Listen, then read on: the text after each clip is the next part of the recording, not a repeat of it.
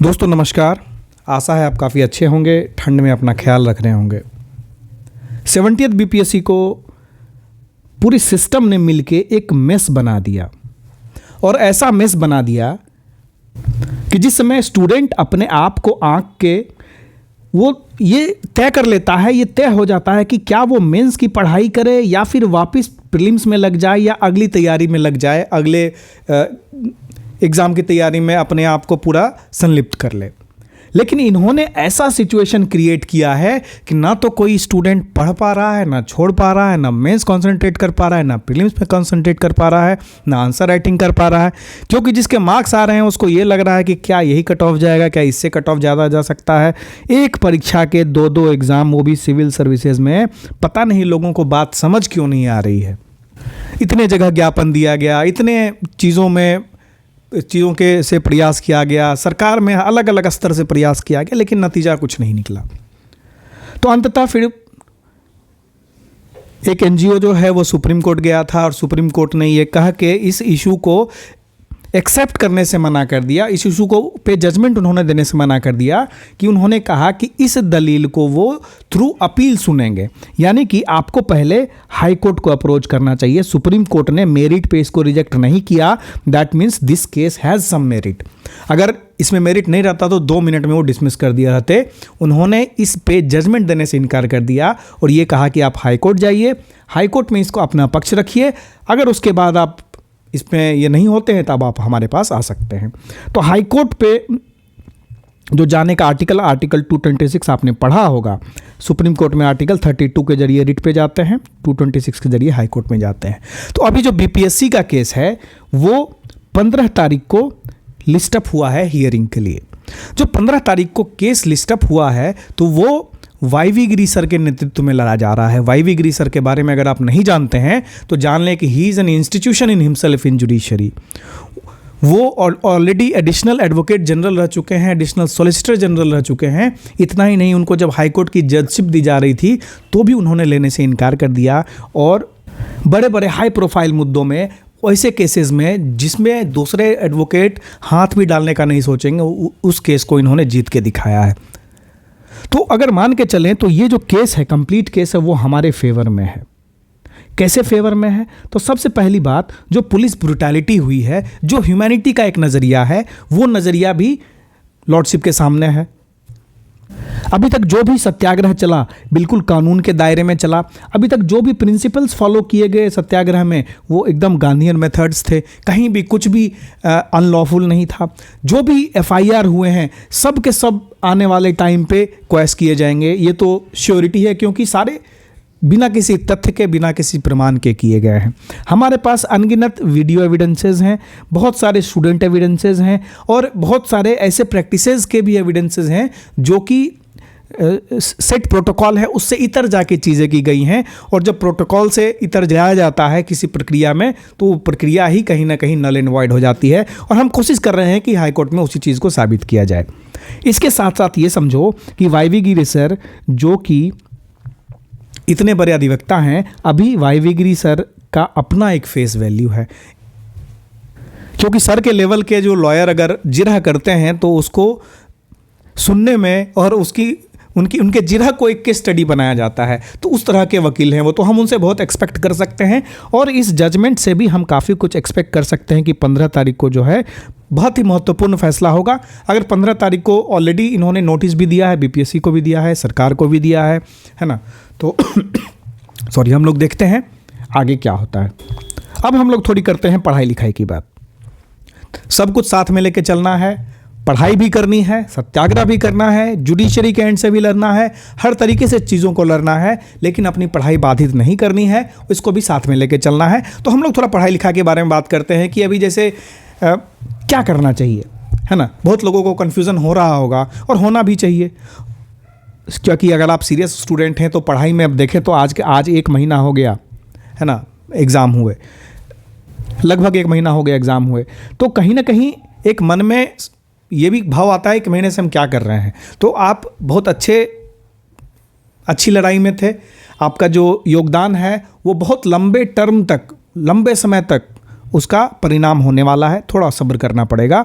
लेकिन अब ज़रूरत है कि अपने आप को थोड़ा सा संभालने की, कि हम उसमें योगदान तो कर रहे हैं, साथ में और भी हम अपनी जो हमारा बेस है, जो हमारा स्ट्रॉन्ग पॉइंट है, उसमें थोड़ा हम स्ट्रॉन्ग बनते चलें। तो क्या करना चाहिए अभी देखो, अगर आपके अच्छे मार्क्स बन रहे हैं, अगर आपके अच्छे मार्क्स नहीं बन रहे हैं, अब आप बोलोगे अच्छा का डेफिनेशन क्या है, तो अच्छा का डेफिनेशन अब आप लोग रिलेटिवली समझ सकते हो। मैं ना कट ऑफ की बात करूंगा और ना कट ऑफ की चर्चा करूंगा, क्योंकि इस तरह के सिचुएशन में कुछ भी बोल देना बिल्कुल ही गलत है। तो अगर आपके ठीक ठाक मार्क्स आ रहे हैं, अगर आपको लग रहा है बाकी सब जगह से देख के बात करके कि हाँ मैं इन हूँ या इन हो सकता हूँ, इन केस री एग्ज़ाम ना हो तो, अगर री एग्ज़ाम हो गया तो वेल एंड गुड, अगर री एग्ज़ाम नहीं हुआ तो क्या आप इस स्थिति में रहेंगे कि आप मेंस में बैठ पाएँ? तो उसके लिए क्या ज़रूरी है कि आपको मेंस पढ़ना चाहिए। अब अगर री एग्ज़ाम हो जाता है तो आपको एनफ टाइम मिलेगा कि प्रीलिम्स की तैयारी आप कर सकते हैं। तो इस गैप में क्या किया जाए, इस गैप में आप गैप फिलिंग वाला चीज़ यूज़ कर सकते हैं।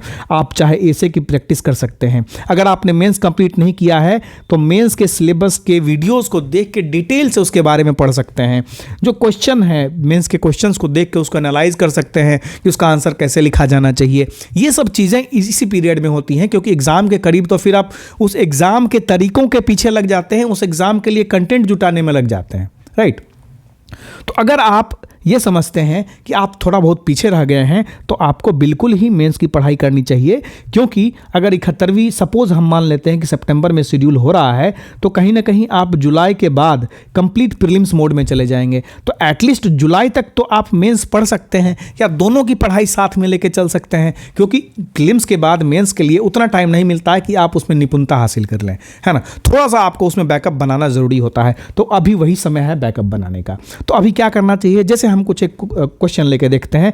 ये हमारा GS1 का क्वेश्चन है 69th का। देखो किस तरह के क्वेश्चंस आते हैं और मार्क्स कैसे आ सकते हैं। बहुत लोगों का 10 नंबर से छूट जाता है, बहुत नंबर का 15 नंबर से छूट जाता है। हमने देखा है 2-2, 3-3 बार से इंटरव्यू दे रहे हैं, नहीं हो पा रहा है।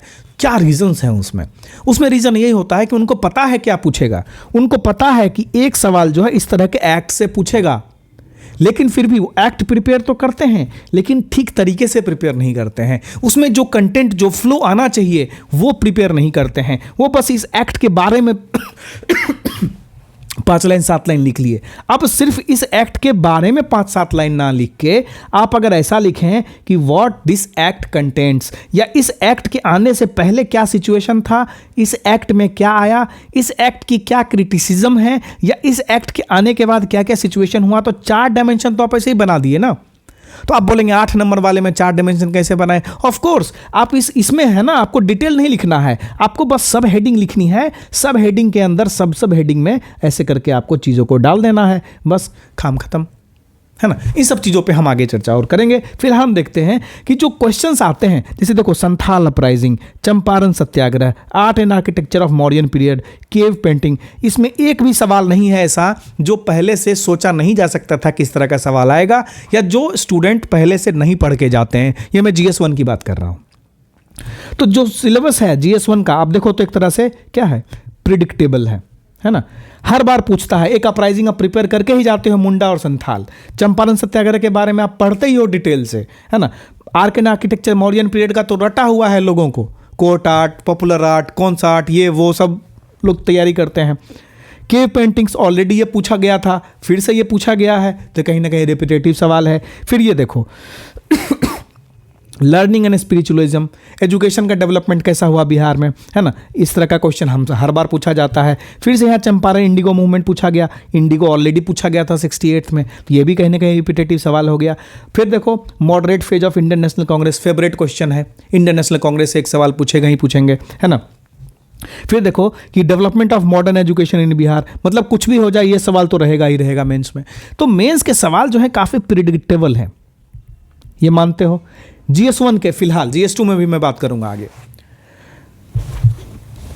अब देखो यहाँ पे करंट अफेयर वाला ये सवाल, supreme court judgment on combating gender stereotype, ये काफ़ी ऐसा पोर्शन था जो मैंने करंट अफेयर्स में पढ़ाया था। लोग कह रहे थे क्या पढ़ा रहे हैं सर, और एग्जैक्टली यही आया था। फिर देखो भारतीय न्यायिक संहिता, ये भी काफ़ी प्रोबेबल था क्योंकि इसी साल चेंज हुआ था, है ना, जुलाई से चेंज हुआ था, उससे पहले काफ़ी चर्चा में था ये चीज़। फिर ये आर्टिफिशियल इंटेलिजेंस है, ग्लोबल वेज रिपोर्ट, हर बार एक नए इंडेक्स रिपोर्ट से पूछता सवाल है। तो जितना तुम देखोगे ना कहीं G20 के बारे में पूछा, G20 यही हुआ था, काफ़ी न्यूज़ में था, तो कहीं ना कहीं ये जो सवाल हैं वो काफ़ी प्रिडिक्टेबल इन नेचर हैं। जब सवाल प्रिडिक्टेबल इन नेचर हैं तो आपको स्कोरिंग भी कैसे किया जाएगा, तो आप स्कोरिंग कर सकते हैं अपने आंसर की प्रॉपर स्ट्रक्चरिंग करके, अपने कंटेंट को एनरिच करके, है ना। क्योंकि मार्केट में तो सेम कंटेंट, सेम स्ट्रक्चरिंग सब लेंगे, तो आपको इनोवेटिवनेस लानी पड़ेगी उसमें, तो आपको कंटेंट रीच होना पड़ेगा उसमें, है ना। अब देखो तुम GS2 की बात देखो, GS2 में भी ऐसा ही कुछ है। ये बेसिक स्ट्रक्चर थ्योरी हर 1 साल 2 साल पे पूछ ही लेता है, कभी 38 नंबर में, कभी 8 नंबर में आजकल पूछने लगा। फिर देखो EWS वाला पूछा कि जस्टिफाइड है क्या, तो रिजर्वेशन जो है काफ़ी कोर एरिया है BPSC का, इससे कहीं ना कहीं हर बार सवाल पूछता है। फिर amendment process of Indian constitution, ये कवर किया जाता है, कहें तो ये भी एक कोर पोर्शन हो जाता है मेंस के सिलेबस का, कि इससे सवाल पूछता ही है BPSC, और पूछा है। प्रीएम्बल से पहला चैप्टर ही है, पहला टॉपिक ही पढ़ाते हैं हम लोग, है ना। कास्ट सेंसस काफ़ी न्यूज़ में था, एकदम प्रिपेयर तो होना चाहिए था इस पे। तो ये क्वेश्चंस कुछ अटपटे नहीं रहते हैं, काफ़ी प्रिडिक्टेबल रहते हैं। तो अगर प्रिडिक्टेबल क्वेश्चंस में आंसर मार्क्स लाने अच्छे, तो हमारे पास एक ही तरीका बचता है कि हम अपनी क्वालिटी को इन्हांस करें, है ना। हम जो कंटेंट पढ़ रहे हैं उस कंटेंट में थोड़ा सुधार करें। तो वो कंटेंट में सुधार हम कैसे करें, हम या तो कहीं अच्छा इंस्टीट्यूशन जिस पे हमको भरोसा है उस पे पढ़ लें, अच्छी स्टैंडर्ड किताबों से हम नोट्स बना के रखें जो कि मार्केट में अवेलेबल रिसोर्सेज से ज़्यादा हैं, थोड़ा हटके हैं, तो उससे हम कंटेंट और अपना बिल्डअप कर सकते हैं। या फिर अगर आप रेगुलर न्यूज़पेपर पढ़ते हैं तो ये सारे टॉपिक्स जो भी हमने कवर किया है वो सारे न्यूज़पेपर्स में आज न कल कवर कराए रहते हैं, और न्यूज़पेपर के माध्यम से अगर आप उसका कंटिन्यूस तरीके से उसके पीछे पढ़ के नोट्स बना के रखते हैं, उन चीज़ों को ग्रास्प करके उन इंपॉर्टेंट कोट्स को याद रखते हैं, है ना, तो आपकी स्कोरिंग अच्छी हो जाएगी, और वो जो 10, 15, 20 नंबर का गैप होता है जिसके कारण आप फाइनल लिस्ट में रुक जाते हैं, वो फुलफिल हो जाएगा। तो इसी संदर्भ में हम आपको एक कोर्स सजेस्ट करते हैं, दक्ष 70। ये दक्ष 70 जो है ये कंप्लीट 70th मेंस की प्रिपरेशन का बैच है, मेंस का बैच है। कौन कंडक्ट करा रहा है, तो हम ही कंडक्ट कराते हैं, BPSC कंसेप्ट वाला कंडक्ट कराता है। तो ये दक्ष 70 जो है ऑलरेडी हम लोग अक्टूबर 2023 से ही हमने स्टार्ट किया था इस बैच को, ठीक है। तो ये बैच अभी भी चल रहा है, क्योंकि जस्ट प्रीलिम्स जो हुआ था उसके बाद हमने इसको 69th के बाद स्टार्ट किया था 70th के लिए, तो ये ऑलरेडी चल रहा था। अभी इसमें more than 70% of the syllabus cover हो गया है। इसमें करंट अफेयर अपडेट होना है, इकोनॉमिक्स अपडेट होना है, और भी जो छोटे छोटे मॉडर्न हिस्ट्री वाले में थोड़ा सा बच गया है, जहाँ जहाँ थोड़ा बहुत बचा है, ज्योग्राफी में थोड़ा बचा है, वो सब अभी कंप्लीट कराया जाएगा, जो अक्टूबर 2023 में बैच आया था। अभी इसका हम एक नया बैच ला रहे हैं, दक्ष 70 का। इस वीडियो के एंड में आपको डिस्क्रिप्शन बॉक्स में एज वेल एज टेलीग्राम में उसका लिंक भी मिल जाएगा इनरोल करने के लिए। ये जो बैच है ये हम फ्रेश लॉन्च कर रहे हैं, ये दक्ष 70 फ्रेश लॉन्च कर रहे हैं, जिसके वीडियोज़ 13th ऑफ जैन से आने स्टार्ट हो जाएंगे, और आपको बहुत ही कम समय में हम कोशिश करेंगे फिनिश करवाने का। तो आप पूछोगे कि जो अक्टूबर वाला बैच है और अभी वाला जो बैच है इसमें क्या डिफरेंस है। तो जो अभी वाला बैच है ये हम 13 जैन से स्टार्ट कर रहे हैं। ऑलरेडी इसमें 70% वीडियो अपलोडेड हैं, तो अगर आप इसको बाय करेंगे तो आपको कन्फ्यूज़न होगा कि हम कौन सा पढ़ें, क्या पढ़ें। हम इस बैच में जो जैन 2025 का बैच है दक्ष 70 का, जो हम आज लॉन्च कर रहे हैं, उसमें हम आपको एक टेलर्ड तरीके से वीडियोज़ देते जाएंगे डेली बेसिस पे, beat Monday, beat Tuesday, beat Sunday, हम लोग डेली वीडियो जिसमें आएंगे। कुछ वीडियोस जो होंगे वो अक्टूबर वाले बैच के भी होंगे, और कुछ नए वीडियोस हम दक्ष 70 में ऐड करेंगे। और ऑलरेडी जो ओल्ड है, अगर आपने ये बैच लेकर रखा है तो आपको भी ये वीडियोस मिल जाएंगे जो हम दक्ष 70 नए बैच में अपडेट करेंगे, नॉट टू वरी। और इसमें हम टेलर्ड अप्रोच में वीडियो डालेंगे कि हम एक दिशा में मूव करेंगे, और उस दिशा के हिसाब से आपको कंप्लीट करते रहना है वो सब्जेक्ट, और टाइम बाउंड मैनर में हम इसका सिलेबस कंप्लीट करेंगे। ये उनके लिए है जिन्होंने अभी तक पहले वाला बैच से कुछ भी नहीं पढ़ा है, मेंस बिल्कुल भी नहीं पढ़ा है जिन्होंने, और उनको एग्ज़ाम से पहले, मेंस एग्जामिनेशन से पहले सिलेबस को कंप्लीट करना है, तो आप ये बैच बाय कर सकते हैं। इसमें हम लोग क्या करेंगे कि एक पर्टिकुलर सब्जेक्ट से स्टार्ट करेंगे, और डेली बेसिस पे हम लोग आपको एक एक 2-2, 3-3 लेक्चर देते जाएंगे। आपको उसके कंप्लीट नोट्स बना के रखने हैं, और हम इसमें डेडिकेटली जो है एक हफ्ते में 1 बार 2 बार हम इस पर आपसे मीटिंग भी करेंगे, और जूम मीटिंग में हम लोग सारी चीज़ों को डिस्कस करेंगे, आप कहाँ फंस रहे हैं, कुछ एकेडमिक डाउट है वो भी हम इसमें सॉर्ट आउट करेंगे। तो इसका प्राइस कितना रहेगा? इसका प्राइस जो था पहले उतना ही रहेगा, 2799 प्लस जो अप्लीकेबल टैक्सेस होते हैं, पोर्टल चार्जेस है, पेमेंट गेटवे टैक्सेस हैं, जो भी हैं वो सब हम इसमें इंक्लूड कर रहे हैं। इसको बाय करने के बाद आपके मेल पे एक लिंक जाएगा टेलीग्राम का, वो लिंक आप ज्वाइन करेंगे। ये लिंक बस आपसे कम्युनिकेशन के लिए है, कब क्या प्लान हो रहा है, जूम मीटिंग की लिंक दी जाएगी आपको इस पे, है ना। तो ये लिंक आप ज्वाइन कर लेंगे टेलीग्राम ग्रुप। ये बैच जो है वो हिंदी और इंग्लिश दोनों के लिए है। हम लोग इसमें कंप्लीट पीडीएफ देते हैं, जो भी पढ़ाते हैं उसका कंप्लीट पीडीएफ, क्योंकि मेंस का कोर्स है तो हमें पीडीएफ देना पड़ता है इसमें। और हम इसमें हिंदी इंग्लिश दोनों की पीडीएफ देंगे। जो हम पढ़ाते हैं वो कंप्लीट इंग्लिश में नहीं रहता है। हम ये कोशिश भी करते हैं कि जो हमारे हिंदी माध्यम के विद्यार्थी हैं वो भी इसका फ़ायदा उठा सकें, क्योंकि हम सेपरेटली उनके लिए वीडियो रिकॉर्ड करने में असमर्थ हैं। तो हम इसी में कोशिश करते हैं उनको भी एडअप किया जाए। उन तरह के लैंग्वेजेस जो टर्मिनोलॉजीज़ हैं हम कोशिश करते हैं उसको हिंदी में रखा जाए, लेकिन हम समझाते तो हिंदी में ही है। चूँकि आज ही हम इसका रीलॉन्च कर रहे हैं तो आज के लिए फर्स्ट 200 स्टूडेंट्स के लिए हमने ऑफ़र रखा है कि first 200 students will get 10% of. इसका कूपन कोड जो है हमारे टेलीग्राम ग्रुप पे अवेलेबल होगा। आप इस कूपन कोड को लगाएंगे तो आपको 10% डिस्काउंट मिल जाएगा दक्ष 70 के न्यू बैच में। ये लिमिटेड रहेगा और इसके लिए बाद में आप रिक्वेस्ट ना करें, क्योंकि फिर सस्टेनेबिलिटी बहुत ज़्यादा इश्यूज़ हो जाते हैं। आपको पता होगा किस तरह से चीज़ें चल रही हैं पिछले 1 महीने से। और इसके बाद हम लोग और भी काफ़ी कुछ इनिशिएटिव्स आने वाले हैं। अराउंड 15th को हम लोग 71st बीपीएससी के लिए प्रीलिम्स और मेंस और एक नए तरह से हम लोग लाने वाले हैं 15th ऑफ जैन को। इसके साथ साथ अगर आप पुराने दक्ष के स्टूडेंट या अगर आप कहीं से भी मेंस पढ़ चुके हैं तो हम कुछ एक एनरिचमेंट टाइप का बैच ला रहे हैं, मार्क्स बूस्टर बैच ला रहे हैं, जिससे आपको कंप्लीट जो गैप आता है ना जो स्टूडेंट्स को कि वो एग्जाम्पल नहीं लिख पाते, वो कुछ एक्स्ट्रा फैक्ट नहीं लिख पाते, सिर्फ उनके लिए जो ऑलरेडी पढ़ चुके हैं, जो जिनका बेसिक्स कंप्लीट है, तो उनके लिए हम एक एनरिचमेंट बैच मेंस का बहुत जल्दी ही लाएंगे। उसके बारे में इंफॉर्मेशन दी जाएगी। फिलहाल हम 15th को 71st के जो बैचेस हैं वो लॉन्च करेंगे। तो मेरा बस यही रिक्वेस्ट है कि आप लोग अब थोड़ा बहुत टाइम जो है, एक पर्टिकुलर टाइम जो है, एक समय बांध के पढ़ाई में भी लग जाइए, क्योंकि वो भी ज़रूरी है। एक लंबा समय हो गया है, ज़्यादा लंबे समय तक आपको एकेडमिक्स से दूर नहीं रहना चाहिए। सब कुछ ज़रूरी है, हर दिशा में लड़ेंगे और तब तक लड़ेंगे जब तक हमें सफलता नहीं मिलेंगी। आपको पता होगा कि हम लोग इन सब चीज़ों में काफ़ी पीछे भी रह गए, स्लो भी रह गए कि ये बैच लॉन्च, वो बैच लॉन्च।